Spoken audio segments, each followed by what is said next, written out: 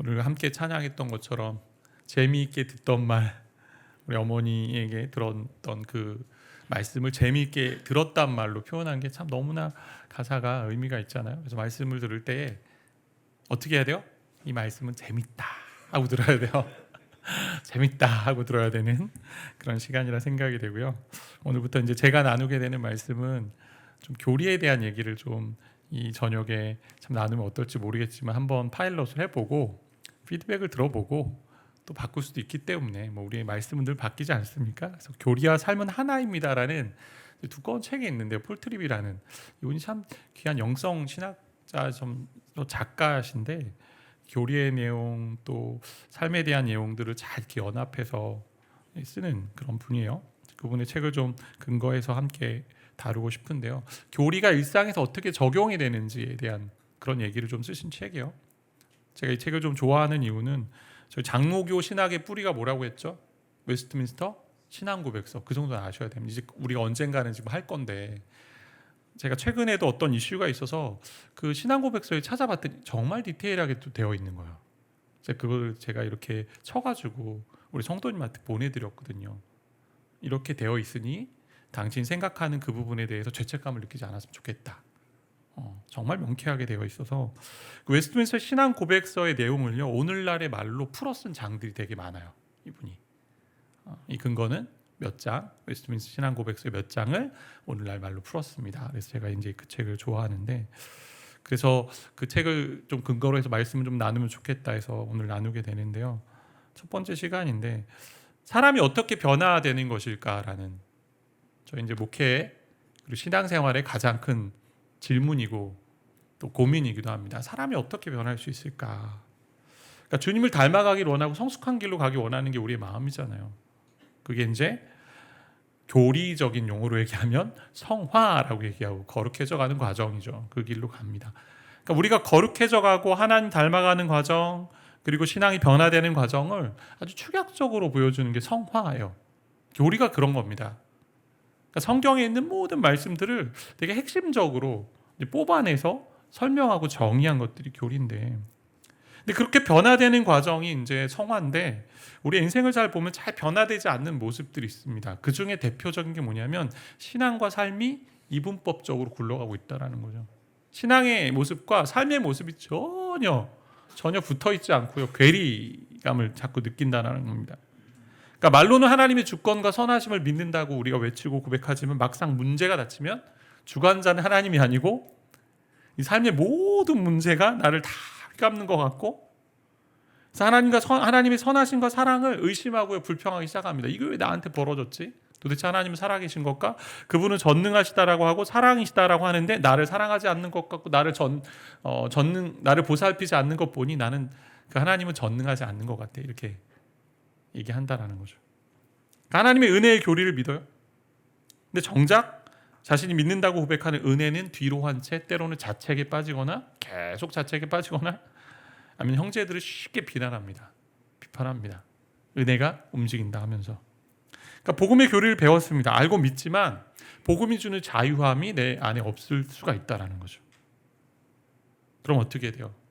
내가 얻은 의로움은 하나님으로부터 온 선물인데 자꾸 자유하지 못하고 복음에 명확하게 이제 그 진리 가운데 거하지 못하니까 때로는 또 기도가 내가 부족해서 그런가, 내 헌신이 부족해서 그런가, 마치 무속신앙의 삶을 사는 것처럼 지성이면 감천이다라고 해서 내가 열심히 공을 쌓으면 또 하나님의 마음을 움직이겠지라는 마음으로 다시 율법주의 신앙으로 돌아갈 때가 종종 있다라는 거예요. 예를 들어보면 성도 A씨라는 사람을 한번 생각해 봅시다. 성도 A씨는요 교회 소그룹의 리더고 순장입니다. 성경을 잘 알고 겉으로 성숙해 보여서 여러 사람들에게 아주 칭찬을 받는 사람입니다. 그리고 여러 사역들도 도맡아 합니다. 소그룹을 잘 인도하고요. 또 사람들이 하나님의 말씀을 함께 공부하고 또 함께 배우는 것을 너무나 즐거워합니다. 이분과 함께 하는 것. 또 함께 사역하는 사람들이 잘 따라요. 또 많은 성도들이 그의 또 리더십을 존중해주고, 근데 문제가 있습니다. 아내와 가족들은 그의 모습을 다르게 보았다라는 거죠. 그러니까 공적인 남편과 사적인 남편의 모습이 일맥상통하지 않는 거죠. 괴리가 있습니다. 가정에서 남편은 성숙한 그리스도인 남자답게 행동하지 않고 걸핏하면 아내에게 화내고 빈정대고 아내를 비하했습니다. 많은 사람들이 당신의 남편은 참 멋진 신앙인이네요 이렇게 이야기할 때마다 아내는 속으로 자기도 모르게 당신들이 그 사람하고 살아봐. 당신이 생각하는 그런 남편이 아니야. 제킬 박사, 하이드 같은 이중인격자야. 그런 말이 튀어나올 것 같은. 아마 저와 여러분의 삶도 그렇고 저의 삶도 그렇고 아직도 더디 변화는 이제 남아있는 부분들이 우리 가운데 있다는 거죠. 그래서 우리가 믿는다고 고백하는 이 신앙 고백과 교리와 실제 살아가는 삶의 방식 가운데 괴리의 영역이 있으니 누가 좋아요? 이것을 사단의 밥이죠. 여기가. 그래서 이런 표현이 있어요. 그 책에 보면 당신 영혼의 원수 사단은 매일의 실생활 속에서 당신의 마음의 생각과 동기를 사단의 마음대로 관장할 수 있다면, 다시 말하면 원수 사단이요 매일 일상의 삶에서 여러분의 생각과 마음의 동기를 관장할 수만 있다면 여러분이 고백하는 공적인 신앙은 그냥 내버려 둔다라는 거죠. 어느 정도 인정해 준다는 얘기예요. 무슨 얘기냐? 공식적으로는 얘기해요. 나는 하나님의 자녀야, 하나님의 백성이야, 하나님 전능하신 분이야, 하나님 주권자야. 말은 그렇게 하지만 정작 삶에서는 내 마음의 생각과 마음의 동기가 다르게 움직이는 거죠. 사단 것을 밥으로 사용하는 것입니다. 어떻게 하면 좋을까? 여러분, 저와 여러분 한번 살펴보세요. 우리는 우리의 선택과 말과 행위에 가장 큰 영향을 미치는 것이 뭐라고 생각하십니까? 하는 일이 다르고요. 삶의 모습이 다 달라도 공통적인 것은요. 모든 인간은 생각하는 사람이에요. 생각합니다. 자기 생각의 틀과 고정관념이 신앙생활에도 영향을 준다라는 거예요. 그래서 모든 신앙인, 모든 사람은요. 어떤 면에서 철학자고요. 사상가고요. 학자입니다. 이런 글이 있습니다. 당신의 생각이 늘 행동보다 선행하며 행동을 결정짓는다. 그러니까 저와 여러분의 생각이 앞서 있고 그것을 따라 행동하고 결정하는 일들이 너무나 많다라는 거예요. 그래서 많이 이제 들어본 표현 있지 않습니까? 생각을 심으면 뭐가 돼요? 행동이 되고 행동을 심으면 습관이 되고 습관이 심으면 운명이 되는 것처럼 생각으로 움직이는 것들이 너무나 많아요. 계속 생각했던 것이 무의식적으로 튀어나오는 것들이 우리 인생에 너무 많다라는 거죠. 그러니까 말씀을 읽고 듣습니다. 여러 신앙의 경험을 해왔어요. 그런데 말씀이 체계화되어 있지 않고 말씀이 틀을 가지고 있지 않으면 내 생각이나 내 신념이나 내 사고나 내 경험만 가지고 움직인다는 거죠. 그러면 이분법적인 신앙생활하기 너무나 좋죠. 너무나 좋습니다. 그러니까 생각대로 사는 인간이라고 할 때 그 생각은요 자기 인생의 뼈대고 자기 사고의 틀입니다. 그러니까 그 틀이 성경으로 짜여지지 않으면 아무리 말씀을 읽고 배워도 다 자기중심적으로 사용하기 위한 도구이거나 아니면 말씀과 관계없이 내 생각과 내 틀대로 말씀을 짜깁기 위해서 살아갑니다. 그래서 교리가 뭐냐라고 할 때 이제 사전적 정의를 보면 교리는 종교적인 원리나 이치 그리고 각 종교의 종파가 진리라고 규정한 신앙의 체계입니다. 체계예요, 체계. 틀이에요, 뼈대예요. 체계화된 틀이나 뼈대가 없으면요 살이 붙지 않습니다. 그러니까 성경을 많이 읽어오신 분들 중에 그런 분들이 계세요. 목사님 저 열심히 성경을 읽었어요. 근데 성경을 매번 봐도 잘 모르겠어요 하는 분이 계세요. 왜 그러냐면 전체적인 구속사의 흐름을 몰라서도 그럴 수 있겠지만 정말 중요한 것 중에 하나는 성경의 뼈대를 세우지 않고 읽으니 잘 몰라요. 그 뼈대가 교리거든요. 말씀의 틀이고 성경은 대서사의 구속의 드라마예요. 이야기로 되어 있어요. 스토리로 되어 있죠. 오늘 같이 찬양한 것처럼 어머니 무릎에서 들었던 그 재미있던 성경 말씀 다니엘 얘기 여러 얘기들 듣죠. 여호수아 얘기.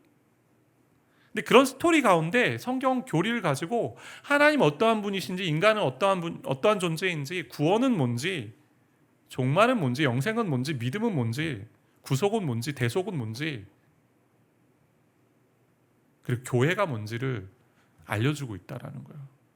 그런 뼈대가 없이 열심히 성경을 읽게 되면 잘 쌓아지지가 않아요.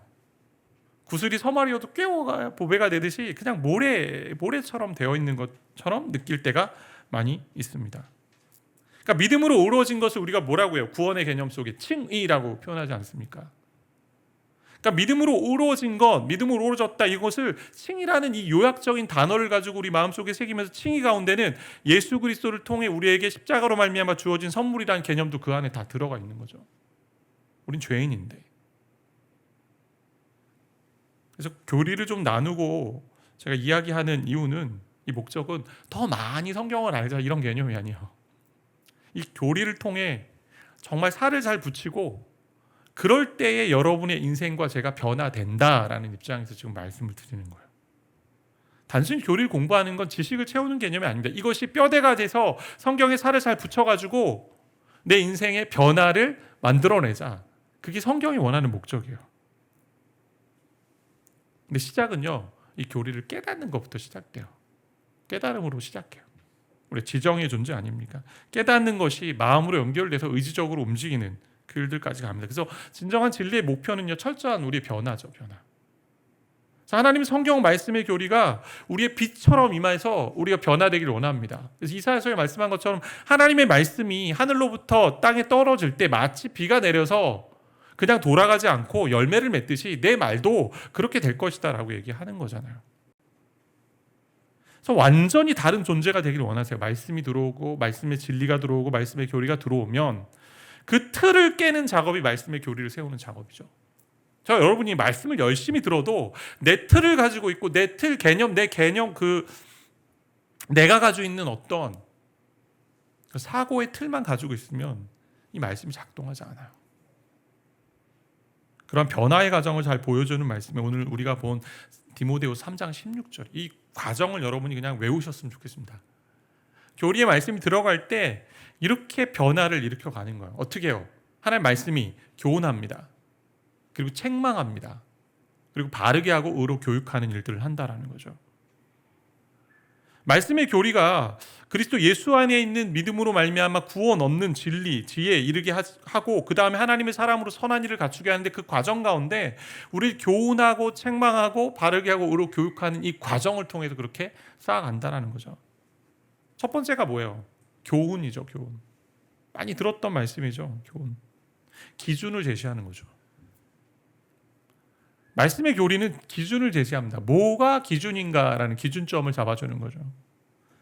하나님의 궁극적인 기준이 말씀의 교리예요.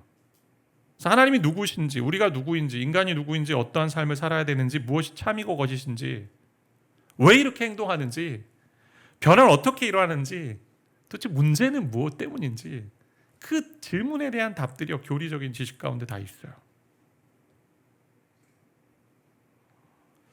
오늘날 기준이 너무 흐리멍텅해졌잖아요. 다 자기가 기준이라고 많이 얘기합니다. 유튜브에 팬데믹 이후에 이제 기독교적 진리를 나누는 이제 사람들이 많이 나타났는데 너무나 좀 무분별한 얘기들이 많은 것 같아요. 심지어 어떤 학자라도 하는 분도 조회수가 막 몇만 몇십만이 넘는데도 좀 답답할 때가 있어요. 그걸 가지고 그게 마치 성경의 진리 있냐 교리 있냐 이야기할 때가 참 많이 있어요. 요즘 젊은이들이. 젊은이들뿐만 아니라 많은 분들이.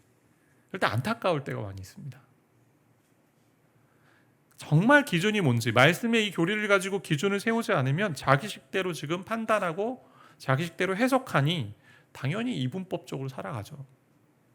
교회 와서는 진리의 말씀이라 여기면서 근데 어떻게 해요? 그 진리는 내가 삶에 생각해 보니까 이 상황에 맞지 않아 라고 얘기하는 거죠. 때론. 두 번째, 책망합니다. 책망은 뭐예요? 기준과 비교하는 거거든요. 이 기준에 봤을 때 너가 지금 잘못된 과정을 가고 있어. 이 기준에 봤을 때 조금 뭐가 맞지 않아. 지금 얘기하는 거예요. 성경이. 기준과 비교해서 저와 여러분의 부족한 부분을 드러내는 과정이죠. 마치 거울처럼. 거울 앞에 섰을 때 보게 되잖아요. 어떤 부분이 지금 잘못되어 있는지. 그래서 모든 말씀의 진리와 교리가 거울의 역할을 하게 된다는 거죠. 거울 앞에 선 교정하라 할 때 어때요, 여러분? 좋으세요? 그거 교정하십시오. 싫잖아 일단. 당신이 누군데?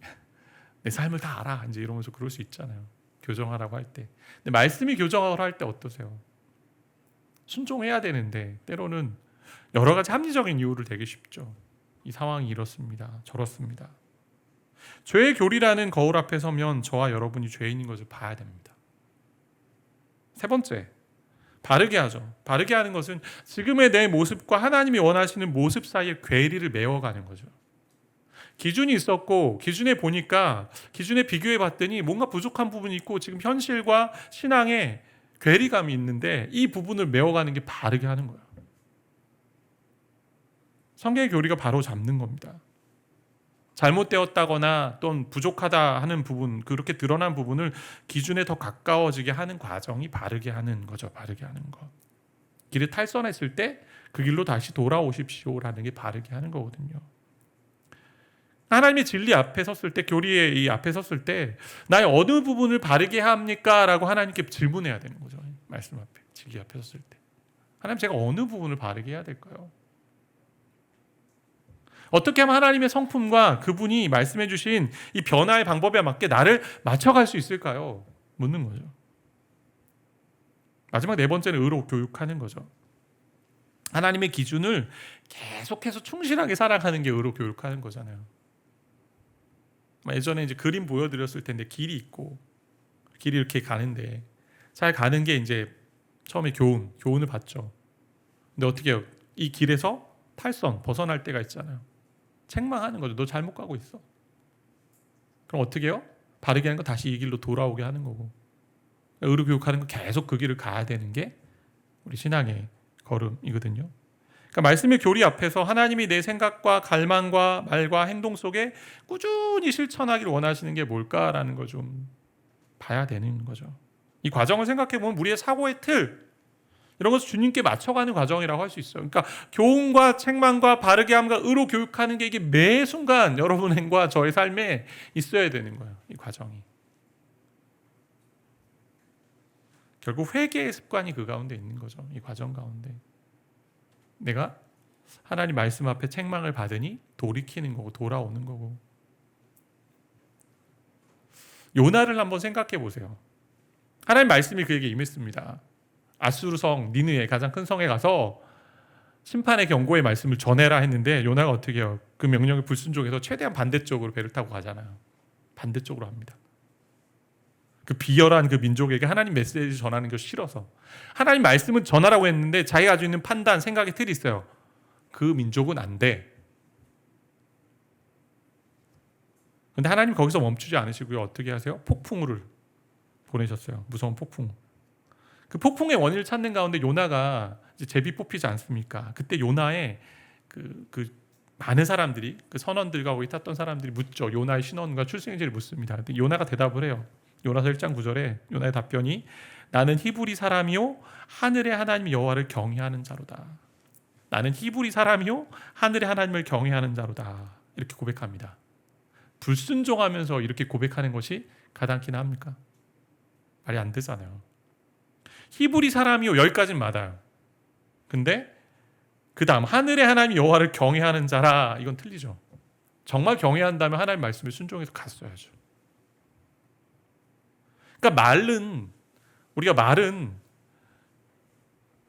나 하나님의 자녀예요, 나 하나님 잘 믿어요 라고 얘기하면서 하나님 전능하신 분이에요 하면서 삶에서는 그렇게 살지 못하는,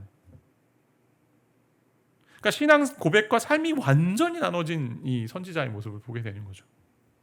경외라는 이 추상적인 개념을 가지고 있습니다.